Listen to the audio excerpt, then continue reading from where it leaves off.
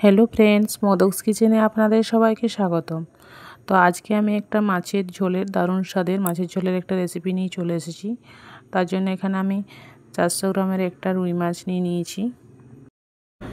তার জন্য বন্ধুরা প্রথমে এই মাছটাকে আমি কেটে ধুয়ে পরিষ্কার করে নিয়ে আসছি। মাছটাকে আমি কেটে ধুয়ে পরিষ্কার করে নিয়ে এসেছি। এবার এর মধ্যে দিয়ে দেবো পরিমাণ মতো লবণ, দিয়ে দেবো সামান্য পরিমাণে হলুদের গুঁড়ো, দিয়ে ভালোভাবে মেখে নেবো মাছটা।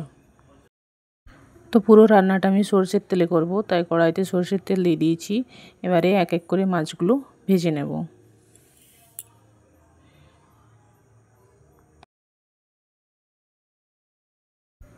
তো বন্ধুরা, এক সাইডটা খুব ভালোভাবে ভাজা হয়ে গেছে। এবার মাছগুলো উল্টে দেব, অন্য সাইডটাও ভালোভাবে ভেজে নেব।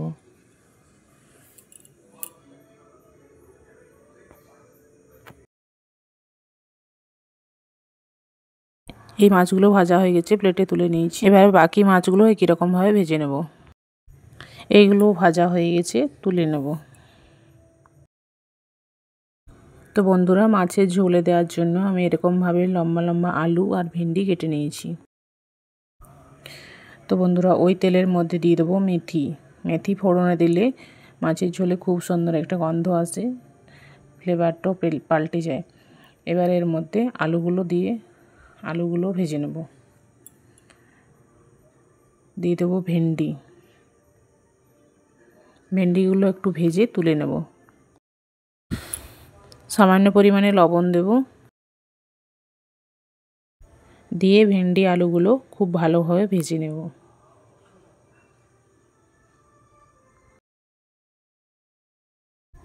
ভেন্ডিগুলো ভাজা হয়ে গেছে, ভেন্ডি আলু দুটোই ভাজা হয়ে গেছে। তো ভেন্ডিগুলো আমি তুলে নেব, নাহলে কষাতে গেলে ভেন্ডিগুলো ঘাঁটা হয়ে যাবে।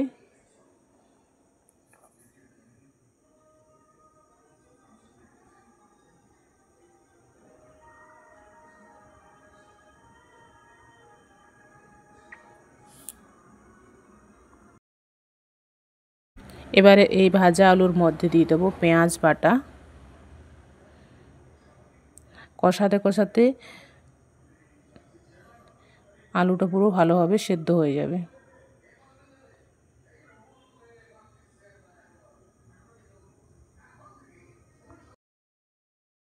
পেঁয়াজটা দেওয়ার পরে এবারে এর মধ্যে দিয়ে দেবো আমি আদা রসুনের পেস্ট। এটা খুব মিহি পেস্ট করিনি, আদা রসুন আর সামান্য পরিমাণে ধনে পাতা দিয়েছি।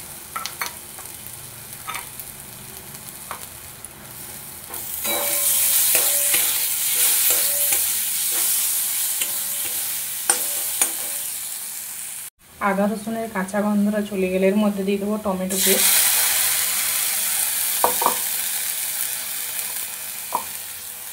একটা মিডিয়াম সাইজের টমেটো আমি পেস্ট করে নিয়েছি। তো বন্ধুরা, যারা আপনারা এই ভিডিওটা দেখছেন, অবশ্যই একটা লাইক আর একটা সুন্দর কমেন্ট করবেন। একটা সুন্দর কমেন্ট আমাকে আরও নতুন নতুন ভিডিও দিতে উৎসাহিত করবে। টমেটোর কাঁচা গন্ধটা চলে গেলে এর মধ্যে দিয়ে দেবো হলুদের গুঁড়ো, এর মধ্যে দিয়ে দেবো জিরে গুঁড়ো, ধনে গুঁড়ো, সামান্য পরিমাণে কাশ্মীরি লঙ্কা গুঁড়ো,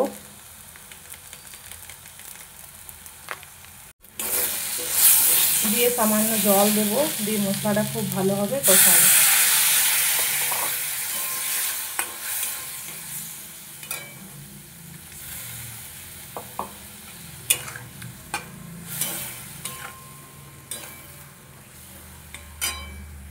মশলাটা কষাতে কষাতে আমি একটা ভাজা মশলা রেডি করে নেব। তার জন্য এখানে একটা ফ্রাই প্যান বসিয়ে দিয়েছি।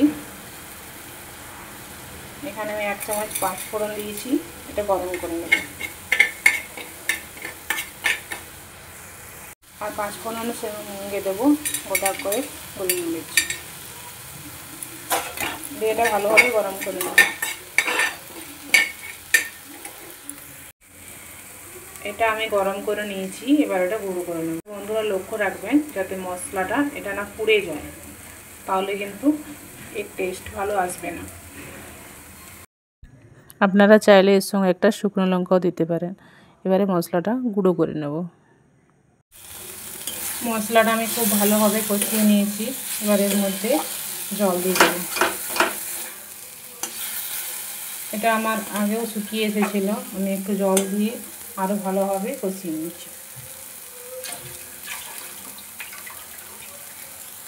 এবার এর মধ্যে দিয়ে দেবো গরম জল।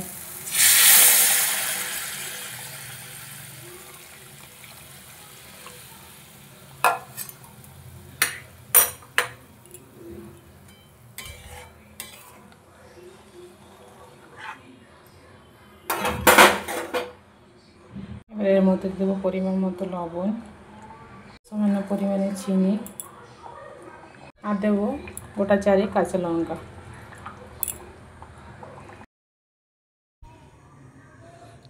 এবার এই ঝোলের মধ্যে মাছগুলো দিয়ে দেবো। আলুটা মোটামুটি সেদ্ধ হয়ে গেছে, চেক করে নিয়েছি।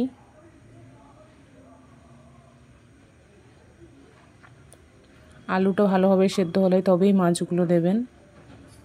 মাছগুলো দিয়ে বেশিক্ষণ রাখার দরকার নেই। এবার ভেন্ডিগুলো দিয়ে দেবো। মাছের ঝোলটা হয়ে গেছে, এবারে গ্যাসের ফ্লেমটা অফ করে দেবো। মাছগুলো দিয়ে আমি বেশিক্ষণ ফোটাইনি, একটু ভালোভাবে ফুটিয়ে নিয়ে গ্যাসের ফ্লেমটা অফ করে দিই। ঝোলটা একটা বাটির মধ্যে আমি কেড়ে নিয়েছি। এবার এর মধ্যে দিয়ে দেবো ধনেপাতা কুচি,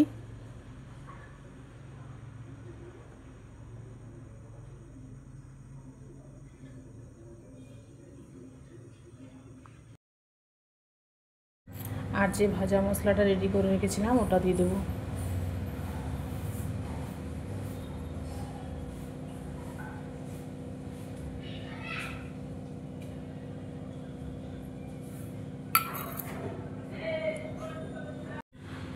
তো বন্ধুরা, আজকের রেসিপি আপনাদের কেমন লাগলো অবশ্যই কমেন্টে জানাবেন।